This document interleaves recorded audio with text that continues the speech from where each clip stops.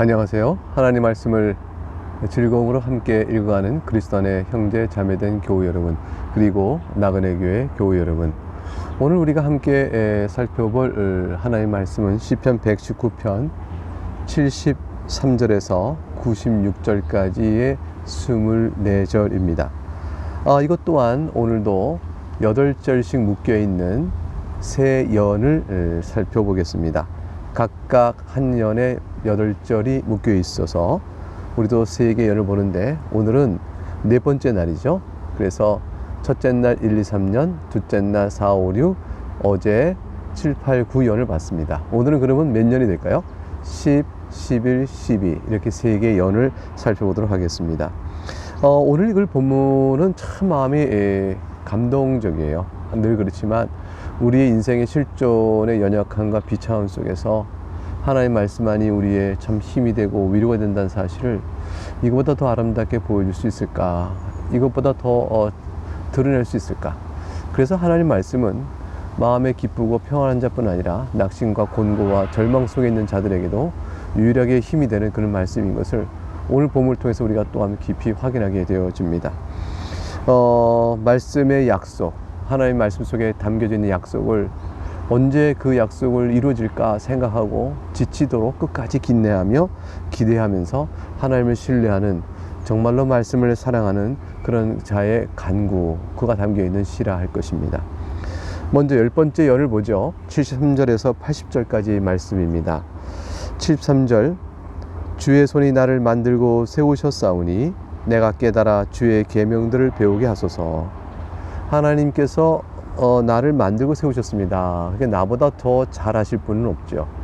나보다 더 나의 인생의 시작과 창조하시고 내 인생이 어디로 갈 것인지를 아시는 분은 하나님보다 더 달리 그걸 결정할 분은 없죠. 나를 만들고 세우신 하나님께서 내 인생의 목적을 이끄시오니 오직 그 과정에서 나는 하나님의 계명, 나를 만드신 그 하나님의 말씀을 내가 잘 깨달아서 그것을 배워가길 원합니다. 그렇게 소망합니다. 사실 피조물이 창조주의 계명, 특별히 구체적으로 얘기하면 여러분 각각의 인생을 만드신 하나님을 바라보시면서 하나님 저를 만드셨사온데 제가 나를 만드신 하나님의 계명을 잘 깨달는 거 외에 저에게 기쁨이 뭐가 있겠습니까? 주여 나는 주님만을 의지합니다. 이렇게 말하고 나가지 않겠습니까? 바로 그 내용이 73절에 고백되고 있는 겁니다. 14절, 주를 경외하는 자들이 나를 보고 기뻐하는 것은 내가 주의 말씀을 바라는 까닭이니라. 주를 경외하는 자, 나 혼자가 아니에요. 하나님의 말씀을 의지하고 나가는 자, 나 혼자가 아니에요. 주를 경외하는 자들이 있습니다. 그들은 서로 간에 내가 주의 말씀을 의지하고 배우기를 원하는 걸 보고 기뻐합니다. 저들도 똑같이 나와 함께 주의 말씀을 깨달아 배우기를 기뻐하거든요. 그러니까 성도는 성도의 교통 속에서 서로서의 하나됨과 영적인 친교, 그 가운데서 우리가 기쁨을 서로 나누게 되어진 것이죠. 75절, 여호와여 내가 알거니와 주의 심판은 의로우시고 주께서 나를 괴롭게 하심은 성실하심 때문이니이다. 이건 굉장한 말씀이에요. 내가 알거니와 주의 심판은 의로우십니다. 즉 하나님께서 나를 판단하셔서 내가 어떻다라고 뜻을 내리시면 그것은 옳습니다 라고 고백하는 거예요. 하나님 앞에서 어떤 변명과 핑계로 또는 하나님께서 저를 모르셨습니다, 오해입니다 라고 말하지 않겠다는 것이죠. 하나님의 판단 앞에 절적으로 엎드리고 주께서 나를 괴롭게 하심은 성실하심 때문입니다 라고 되어 있는데, 주께서 나를 괴롭게 하시는 일이다 할지라도 나에게 환난과 고난과 눈물과 슬픔과 아픔을 겪게끔 하시는 일이 있다 할지라도 이것은 하나님 나를 버리셨거나 나를 향한 약속을 지키지 않기 때문이 아니라 도리어 하나님의 성실하심 때문이라고 말하고 있죠. 여러분은 하나님에 대하여 어떻게 판단하십니까? 하나님의 판단이 의롭다고 믿고 있습니까? 여러분이 어떠한 상황 때문에 하나님의 성실하심을 또 부정하시겠습니까? 그렇지 않으시죠? 우리 모두가 다 내가 어떤 처지와 형편에 있더라도 나를 향하는 하나님의 신실하심을 우리가 꼭 붙듭니다. 그것이 우리가 그 슬픔과 아픔과 고난을 이겨나갈 힘이 되고 유일한 기반이 안 되겠어요? 오늘 성경 있는 오늘 본문 속에는 이 사실이 계속 반복적으로 드러나게 될 것입니다.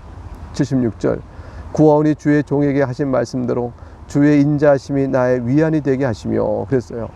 주님의 인자하심이라는 것은 결코 나를 향하여 사랑을 쏟으신 그 사랑이 취소되거나 변개치 않는다는 것이죠. 그래서 신실한 그 사랑으로 나를 대하시니 그 사랑은 인자하심이에요. 확실하게 항상 부어 내려주시니 나의 위안은 주님께 있습니다. 사랑하는 여러분, 하나님께서 여러분의 인생에 어떤 공고와 괴롭게 하심을 준다 할지라도 그 일을 주시는 하나님의 판단은 의로우시고요, 그것으로 해서 하나님께서 여러분을 향한 사랑의 신실하심, 인자하심이 결코 취소되거나 줄어들지 않습니다. 우리의 위로는 오직 하나님께 있습니다. 77절 보니까 주의 긍휼히 여기심이 내게 임하사 내가 살게 하소서. 주의 법은 나의 즐거움이니이다. 주께서 긍휼히 여기시는 은총이 없다면 누가 살 수 있을까요? 주님이 우리를 불쌍히 여기지 않았다면 우리가 어떻게 생명을 유지하고 내가 산다고 말할 수 있을까요? 시인은 그러므로 간절하게 주님의 긍휼을 의지합니다. 주님의 긍휼의 은혜를 받은 자만이 하나의 말씀의 교훈과 법도가 내 즐거움을 고백하죠.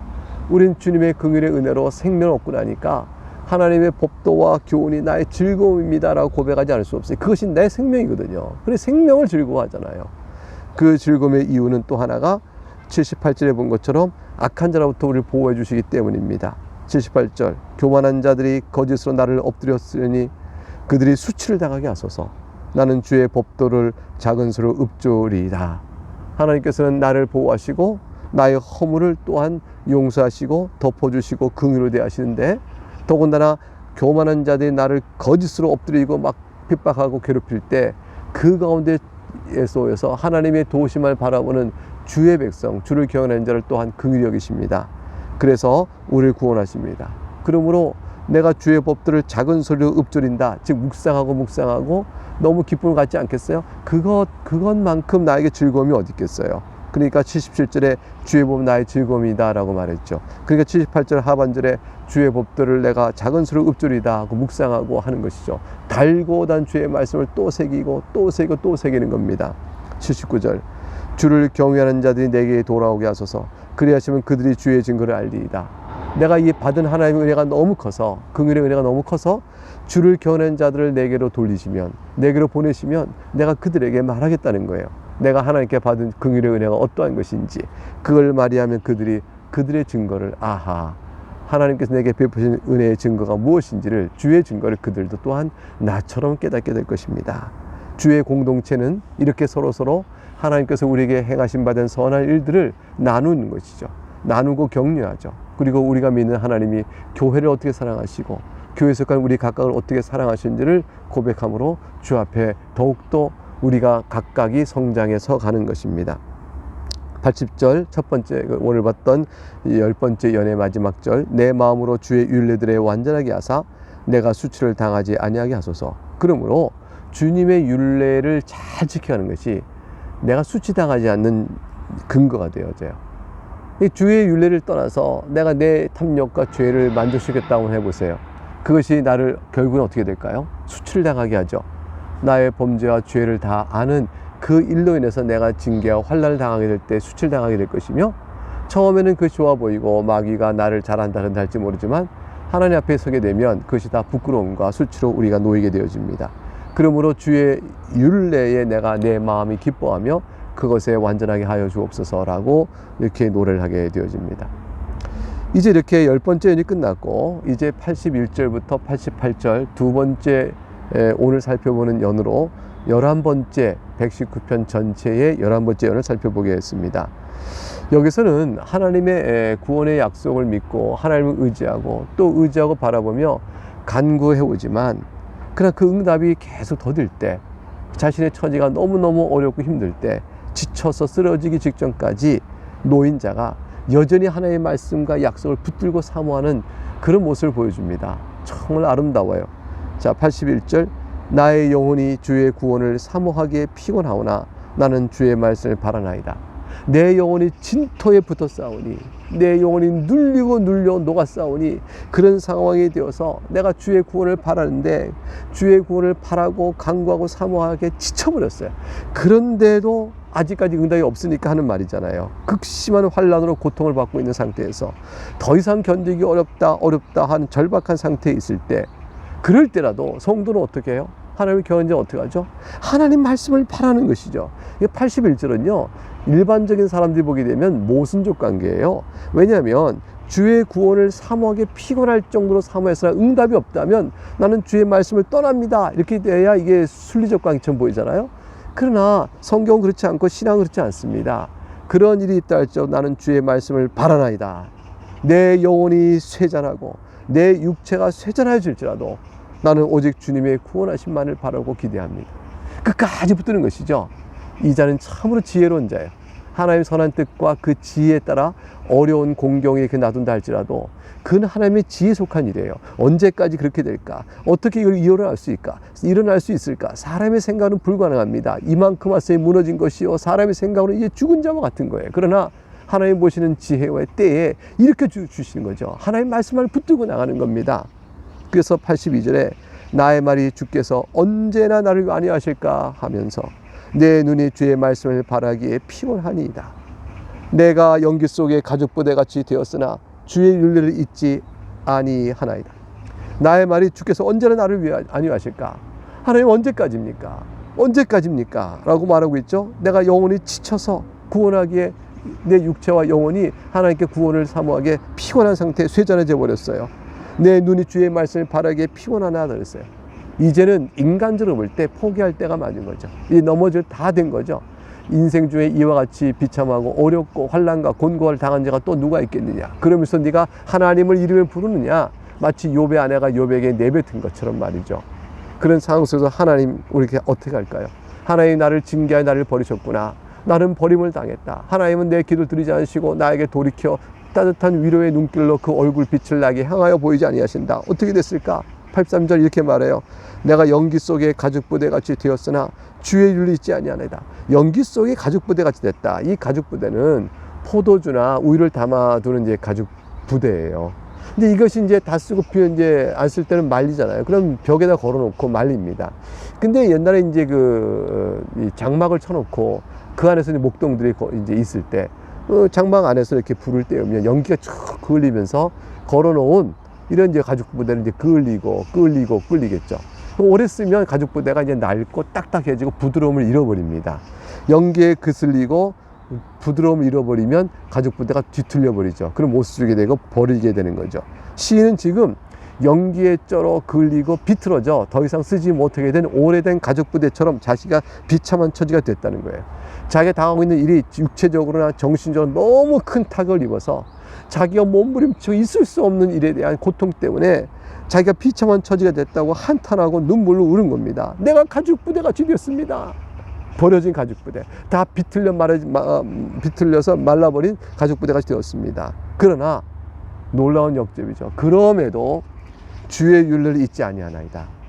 우리는 어떤 상황이든지 예수 그리스도의 십자가와 그 부활로 인한 영원한 생명의 약속을 절대 놓으면 안 되는 겁니다. 하나님 나를 사랑하신다. 하나님 나를 긍휼히 여기신다. 이 모든 것도 하나님의 사랑과 지혜 가운데 있는 일이다 생각하고 주여 나를 불쌍히 여겨주세요 라고 매달려 나간 일에 절대로 위축되면 안 됩니다. 끝까지 붙들고 나가는 것이죠. 아니 내가 하나님께 뭘 잘한 것이 있어야 매달리죠.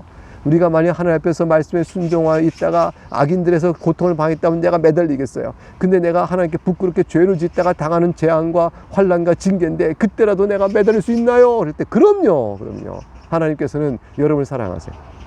그와 인자 가운데서 어떤 상황이든지 하나님이 사랑하여 행하신 이름으로 어느 때까지인지 여러분이 연기에 말라버린 가죽부대처럼 비틀어진다 할지라도 끝까지 주의 윤례의 말씀을 신뢰하고 붙드는 겁니다.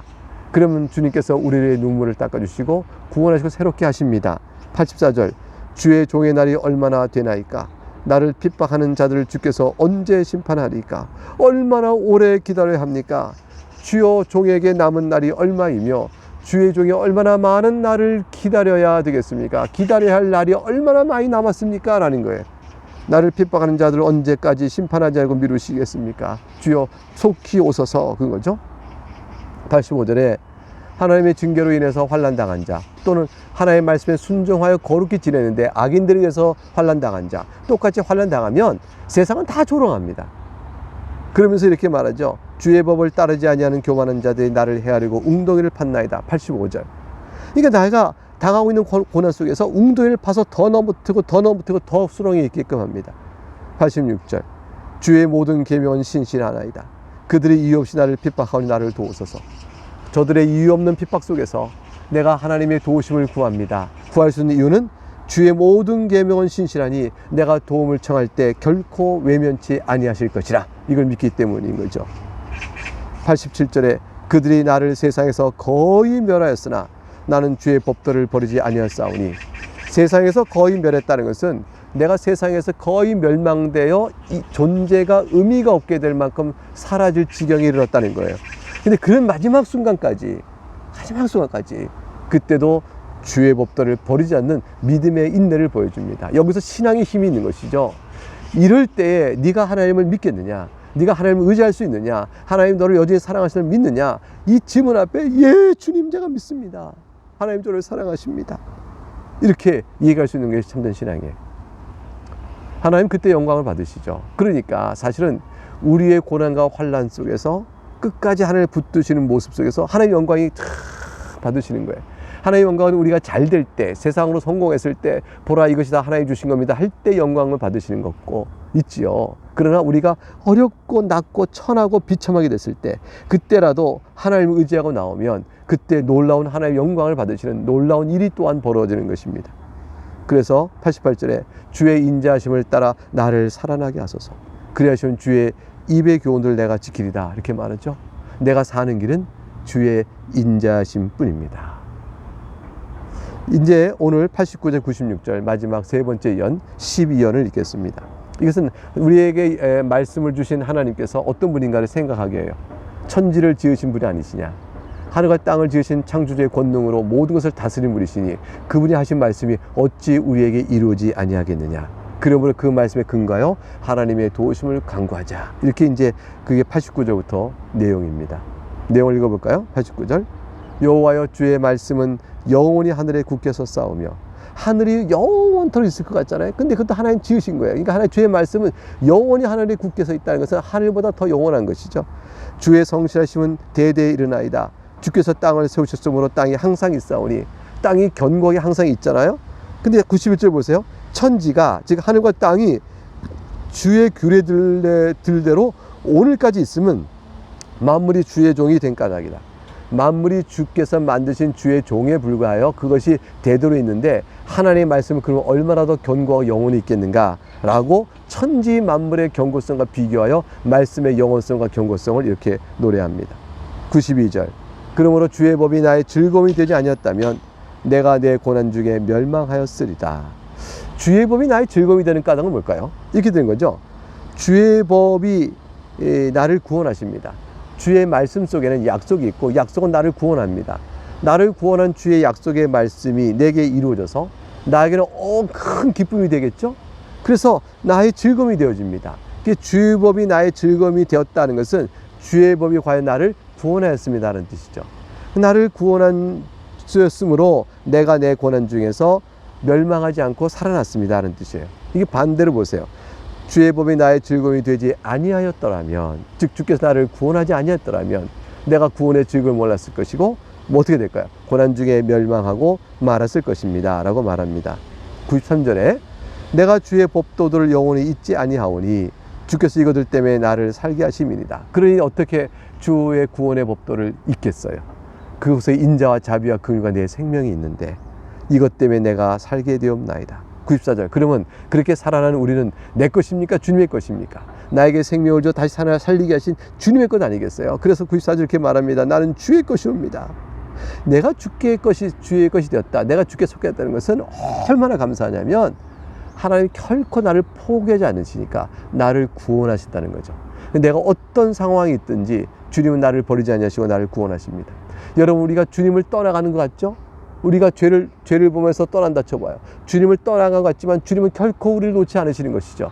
우리를 붙드신 주님의 끈은, 우리를 향하여 칭칭칭 묶은 주님의 사랑의 끈은 아무리 우리가 멀리 간다 할지라도 결코 끊어지는 끈이 아니요 탄성 개수를 잃어버 늘어지는 끈이 아닙니다. 반드시 잡아 당깁니다. 하나님의 능력이요 지혜 가운데서 우리 인생을 다스려가고 우리 믿음을 이끌어 가시기 때문이죠. 그러니 우리가 하나님의 말씀을 경외함으로 지키다가 악인과 교만한 죄에서 시험을 받아 또는 환난을 받아 넘어질 때, 그때 하나님께서는 내가 하나님을 경외하였지만 하나님 나를 버리셨도다, 그렇게 말할 수 있을까요? 절대로 그렇지 않습니다. 그럴 때라도 하나님은 더욱더 우리를 끄고 묻겠죠. 내가 죄를 지어 넘어졌을 때나 주의 말씀 가운데 살아가는 이유로 인해서 환난을 당할 때나 그 어떤 때나 주님의 사랑의 끈은 나를 칭칭칭 동을 메워서 성령 안의 사랑의 끈은 결코 누구도 끊어낼 수 없는 그런 끈으로 우리를 묶고 있습니다. 그러니 주의 것이 오니 주께서 나를 구원하소서라는 것은 확신에 찬 구원이에요. 확신에 찬 간구예요. 주께서 나를 구원하실 걸 믿습니다. 내가 주의 법도만을 찾았사오니 주여 나를 구원하소서. 악인들이 나를 멸하라고 엿보나 95절 나는 주의 증거들만을 생각하겠나이다. 악인들을 내가 사람의 뜻으로 지혜로 다스려고 하지 않고요, 주의 증거 약속만을 보는 겁니다. 96절 너무 아름다운 말씀이에요. 내가 보니 모든 완전한 것이 다 끝이 있어도 주의 계명들은 심히 넓으니라. 세상에 속한 것은 그 어떤 것도 완전해 보여도 끝이 있는 거예요. 이것은요, 세상에 가장 좋은 것도 끝이 있고요, 뒤집어 얘기해서 세상에 가장 나쁜 것도 끝이 있습니다. 세상의 마귀가 우리를 위협합니다. 세상 것을 우리를 빼앗고자 하죠. 그 어떠한 어둠과 하나님을 적대시하는 악한 세력이 강하고 완전해 보여도 끝이 있는 겁니다. 그것은 결코 우리가 어쩌지 못합니다. 그러나 주의 계명은 심히 넓으니 모든 삶의 영역에 다 적용되어지며 끝이 분명하여 어떤 문제나 어떤 환난을 당한다 할지라도 우리가 구원을 베푸시는 하나님을 의지할 수 있다라는 말씀이 되어진 것이죠. 이 세상은 유한합니다. 하나님 말씀은 영원합니다.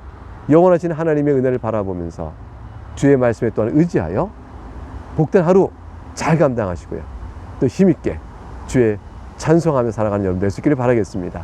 우리가 얼마나 그리스도 안에 있는 것이 복된 자인가, 오늘 말씀 속에 또 새로운 은혜와 큰 힘을 얻게 되어집니다. 내일 다시 만나 뵙겠습니다. 감사합니다. 샬롬.